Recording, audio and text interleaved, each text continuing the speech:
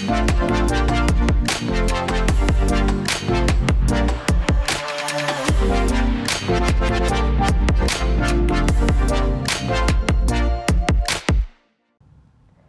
Tigers, and welcome to the TMNtv newscast for Wednesday, November 20th, 2019. Stay tuned for the latest news at Fort Hays State University and around Northwest Kansas and the nation. I am Lauren Davis, and Jenna Hawley will be here shortly with a look at what's going on around the globe, and Haley White will fill you in on what's happening in the sports world. But first, here's what's making news in Tigerland. Fort Hays State University once again has a national champion. The university's shotgun team defended its national title at the Scholastic Clay Target Program Nationals in late October in Marengo, Ohio. At the event, FHSU's Heather Gordon won co-champion of the Female High Overall Awards. The senior also was first in ladies trap and third in ladies sporting clays. Jake Whipple, a graduate student, was second for the Male High Overall Awards. Those were just a few of the individual awards the Tigers won throughout the season. Also at the national event, University Relations report that FHSU finished first in the team ski and trap competitions and second in sporting clays. FHSU also made national news this week for the help in discovering a new shark species. Two people from the small town of Tipton, Kansas were part of a discovery exhibition just outside of the town a few years ago with Sternberg Museum's Mike Everhart. The group found a fossil that made scientific news and took nearly a decade to confirm as a new species. The original excavation happened in 2010, and all parties had to be quiet about the matter while scientists did proper testing on the fossil. It was discovered the fossil was 91 million years old and preserved in the sediments deposited in an ancient ocean that covered parts of the Midwest. The find consists of 134 teeth, 61 vertebrae, and 23 plate-like scales, according to University Relations. The shark was named after the Houghton family whose land it was found on. The fossils reside in Sternberg Museum as the family wanted them to remain in Kansas. FHSU's Nahid Kalbasi Anaraki recently won honors at the Academic and Business Research Institute Conference in Washington, D.C. The assistant professor in the Department of Economics discussed her work on the effects of the Federal Reserve interest rate policy on capital reserval. She won the award in the Economics, Finance, and Accounting track, according to University Relations. 3 Hays High School students helped organize a fundraiser to aid Ronald McDonald House charities. Maggie Robin, Allison Brooks, and Emmy Morley helped plan a raffle ticket fundraiser last weekend at Big Creek Crossing in Hays.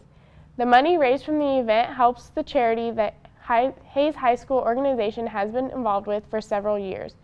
Participants were able to purchase a ticket for a $1 donation and have a chance to win baskets filled with various items. Local businesses donated items for the baskets. Brooks told TMN reporter Isabella Brown that this year the Ronald McDonald houses in Wichita are focusing on family-centered care, which means they want to make houses feel more like a home and less like a temporary place to stay. The money earned through the fundraiser will be used for crafts, activities that the families can do together while staying at the houses. The DECA group raised more than $300 at the event. An FHSU sorority used basketball to help raise money for a good cause last week. Delta Zeta hosted a Hoops for Hearing tournament to raise funds for the Starkey Hearing Foundation. The money used will help those in other countries get assistance with hearing issues. A team entry fee of $20 was required, and admission to the event was $2. Sorority member Rainey Patterson told TMN reporter Micah Reinke the goal of the event was to raise money and awareness of hearing issues in countries overseas and help those affected obtain hearing aids, fix broken hearing aids, and supply patients with hearing checkups. 11 teams competed in the tourney. Cold and flu season is here for FHSU students, and active members of campus are trying their best to help promote good hygiene during this season. Blessing bags were filled November 13th on campus thanks to Circle K International. The organization then delivered the bags to First Call for Help in Hays. The students hope the blessing bags help residents of Hays take proper care of their bodies during the winter season. Circle K board member Jennifer Gonzalez told TMN reporter Maya McDonald about the project. We did the blessing bags for First Call for Help, which is kind of a nonprofit organization that helps like people who need it, so like homeless and families and kind of like something like that. So we just kind of wanted to like help out and put our name out in the community. So what we did is, like, with the little bag, we got like deodorant, a small toothpaste, a bar of soap, some Cheez-Its and some Band-Aids, and then with that we put that in each bag. Nearly 50 FHSU students helped fill the bags to donate to First Call for Help. When we return from this short break, Jenna will be here with news from around the globe.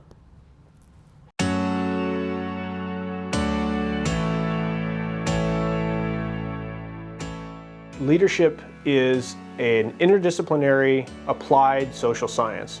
So what that means is it's interdisciplinary in nature, which means that we bring in research and theories from a whole variety of different academic disciplines, and we put them together in ways that help students become effective agents of change in a whole variety of organizational settings. We teach transferable skills that work in lots of different organizational contexts. So things like change making and how organizations handle change and promote positive change, communication skills, critical thinking, emotional intelligence, a whole variety of other things that can be applied in lots of different types of situations. I've learned a lot, especially through self-reflection, that is a big part of the leadership program. It's given me a lot of new tools and abilities to handle conflict, as well as showing me that I can be creative and I can do different things than what I'd always thought I was able to do. I think that's so unique within the leadership department is we work on those personal development skills and how to be more empathetic towards other people and how to make our team members better people and how to make ourselves better people. And I think that's one thing that I've really appreciated and taken away from my time here at Fort Hays and in the leadership studies department is that it doesn't take a whole lot to be kind. You know, leadership studies is all about how you work with people, how you connect with them, how you develop relationships. When I look at our students, I just want them to know that they can create change just as much as anybody else can.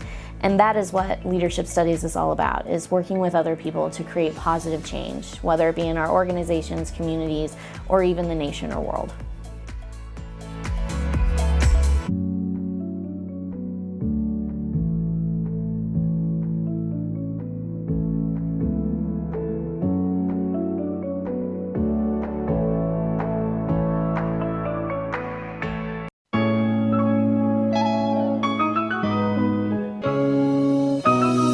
My name is Allie and I'm a senior business major at Fort Hays. I love working for TMN. It has made me a more experienced photographer and really helped me professionally due to all the changing environments and the different opportunities. I've also been able to meet and talk to a lot of people, which has helped bring me on my show.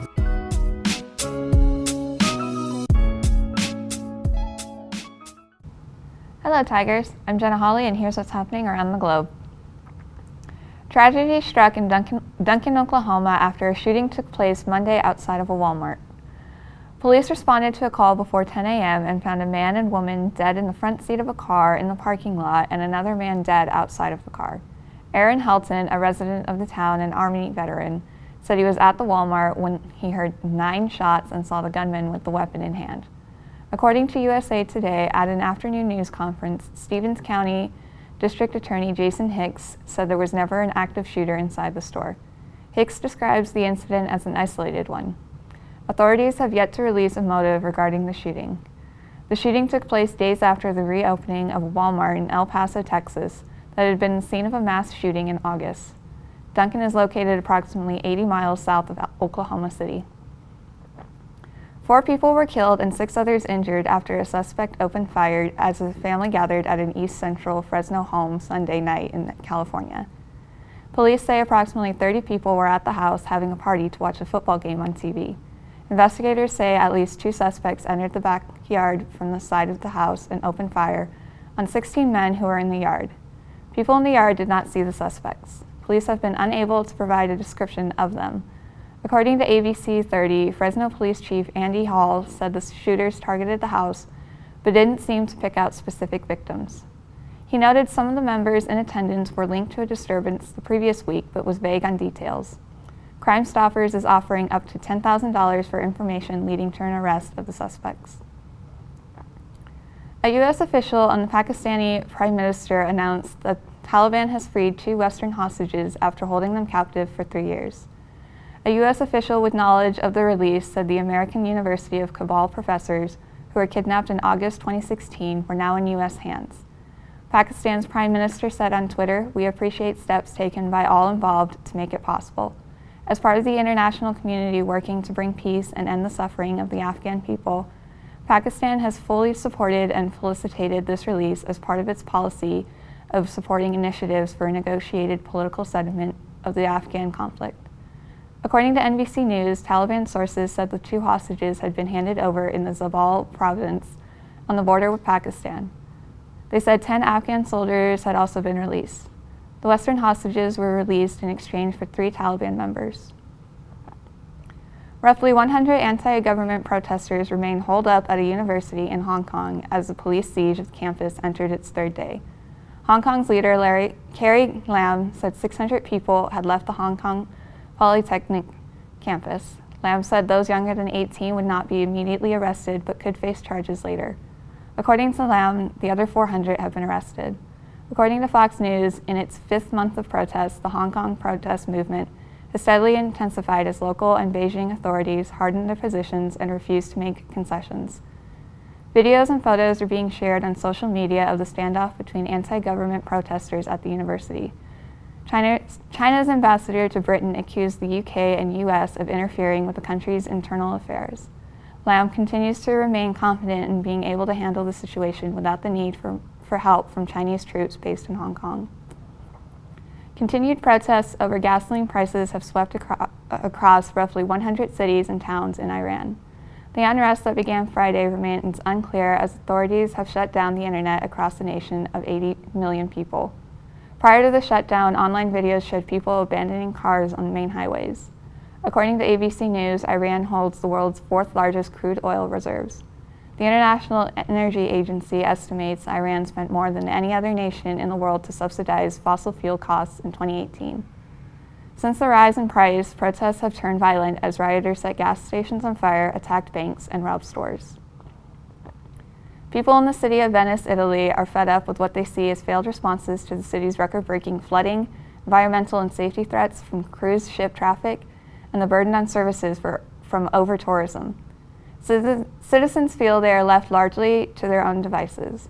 The historic flooding this week has sharpened calls to create an administration that understands the uniqueness of Venice.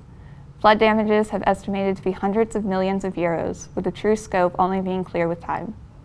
According to USA Today, the frustration goes far beyond the failure to complete and activate 78 underwater barriers that were designed to prevent just the kind of damage that Venice has endured this week. With the system not yet completed or even partially tested after 16 years of work and $5.5 billion invested, many are skeptical it will even work. Activists are pushing for passage of a referendum in the beginning of December that would give that historic center and island their own administration. That's what's happening in the news world this week. Stay tuned for a sports update with Haley White when we return.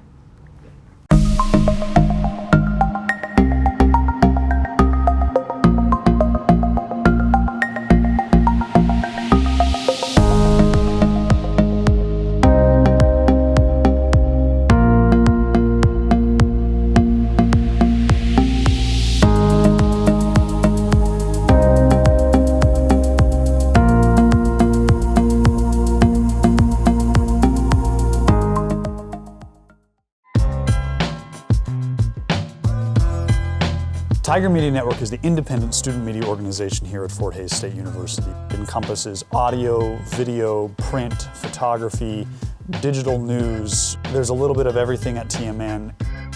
They offer so many different events, opportunities, just so many different things to go out and do and learn so that you can make a more compelling story and just help develop you as a storyteller.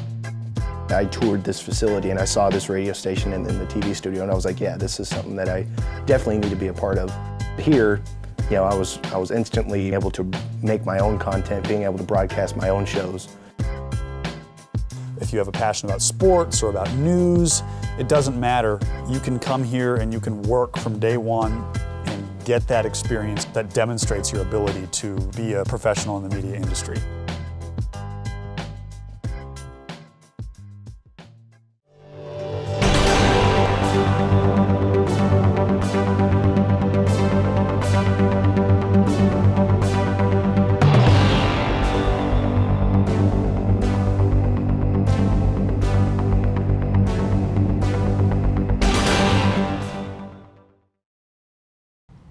Hello Tigers, I'm Haley White bringing you a sports update. FHSU football ended its 2019 season with a 91-7 blowout against Northeastern State on Saturday on the road. Finishing 8-3, the Tigers broke single game and season scoring records for the program. Fort Hays previously set the single game scoring record earlier this season, putting 66 points on Lincoln during week 9 of play.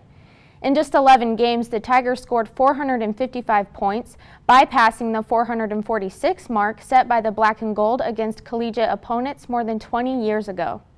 Quarterback Chance Fuller tops the program's record of single-season passing touchdowns with 35. Receiver Lane Bieberly ended his senior campaign second for all-time receiving yards at FHSU with 2,625. Dante Brown finished his second straight season with more than 100 kicking points with 109. He is the only Tiger to break the 100 mark in school history. Free safety Jordan Starks and defensive lineman Sheldon Schmidt were named to the Cosita Academic All-District Team for Super Region 3. Starks collected a total of 78 tackles, including 45 solos, during his time at FHSU, while maintaining over a 3.7 GPA. Schmidt ended his career with 126 tackles and 12 sacks and held a 3.34 GPA. 15 Tigers were also named to the All-MIAA football team for 2019. Dante Brown and Harley Hazlett were first-team selections, while Chance Fuller, Tanner Hookman, Ted Hessing, and Javaris Sanders made second-team selections, and third-team selections went to Lane Bieberly, Amari Ingram Bolden, and Jordan Starks. Charles Tigner, Manny Ramsey, Hayden Kreitzer, Colt Traxel, Sheldon Schmidt, and Matt Wendelberger received honorable mention honors. Central Missouri and Northwest Missouri State closed regular season with identical 10-1 records to share the conference crown. Both teams will represent the MIAA in the Super Region 3 playoffs. The Mules will face 9-1 Indianapolis in the opening round and the winner will take on unbeaten Ferris State. Northwest will make its 16th straight playoff appearance with a contest against 10-1 Harding at home. For the 8th consecutive season, FHSU men's soccer earned a spot in the NCAA tournament, holding the number 8 seed in Super Region 3. The Tigers have the longest streak for NCAA tournament appearances and was the Central Region champions 4 of the last 5 years. The Tigers will face number 9 Indianapolis in the first round on Thursday for an 11 a.m. start in Painesville, Ohio. The winner of the match will take on the top seed at Lake Erie College. FHSU will have to win 4 straight to claim the Super Region 3 bracket to go on to play in Pittsburgh, Pennsylvania for the national semifinals and finals in December. 6 Tigers were named to the D2 CCA All-Central Region team for the 2019 season. Santiago Agudelo, Sergio Villalba, and Rogelio Lopez earned first-team honors, while Mauricio Echeverri, Maurice Walther, and Alec Bevis earned second-team selections. For the second straight season, Agudelo was named Central Region Player of the Year after posting 14 goals and 7 assists during the regular season. During his 2 years at FHSU, he recorded 93 points with 40 goals and 13 assists, which is the program's recorded for goals and points. FHSU wrestling finished strong during the Swede Open on Saturday as 5 Tigers took first place, which was more than any other school competing in the tournament. Jonathan Ball topped his competition at 149 pounds, going 4-0 on the day. AJ Cooper won all 5 of his matches at 285 pounds, which landed him with the first place finish. Marty Verhaeg took first place after posting a 4-0 finish. Terrius Henry dominated his bracket, taking first at 197 pounds, and Arias Jones took first in 184-pound bracket. The Tigers will be back in action Saturday at the UNES Hospitality Open, hosted by Nebraska Kearney. FHSU men's basketball split its week of play on the road as the Tigers lost to Colorado School of Mines 91-72, but topped UC Colorado Springs 75-68. The Ore Diggers' impressive 56.4 shooting percentage from the field was key in the Tigers' first loss of the season. The team could not match the Mines' offensive efforts as it shot 49% from the field. The Ore Diggers also crashed the boards to collect 37 rebounds in the contest. However, the Tigers' second-half efforts against UC Colorado Springs allowed the team to bounce back and finish the weekend with a win. The Tigers trailed early but got within just 1 point heading into the second half. The game was close until the Tigers made a 9-0 run with just more than 2 minutes left to play, as the lead was too much for the Mountain Lions to make a comeback. All 5 starters for FHSU scored in double figures, which was led by Jared Vidstum with 17. The Tigers will continue their road trip next week with a contest against Southwest Baptist in Kansas City, Missouri on Tuesday. FHSU women's basketball opened up at home during the weekend with 2 wins over non-conference opponents. Offensive contributions from every player in the black and gold led to a 79-39 win over Adams State on Friday. The Tigers were in control throughout the entire contest, shooting 45.5% while making 8 shots behind the arc. Fort Hays dominated on defense as well, forcing 23 turnovers with 11 steals. The Tigers out-rebounded ASU 43-27. The Tigers built on Friday's performance on Saturday, beating Cameron 89-47, leading the Aggies in all aspects of the game. FHSU shot a season-high 46.9%, led by Belle Barbieri with 19 points. Barbieri also posted her 3rd double-double of the season as she collected 10 rebounds. The Tigers stole the ball from the Aggies 10 times, which was led by Casey Kennett, who posted 5 steals in the contest.